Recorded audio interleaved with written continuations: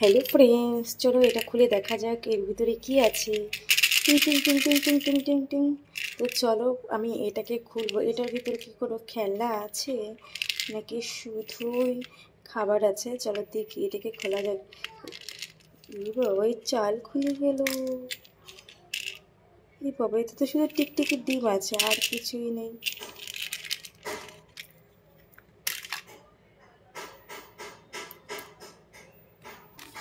শুধু টিকটিকি ডিম।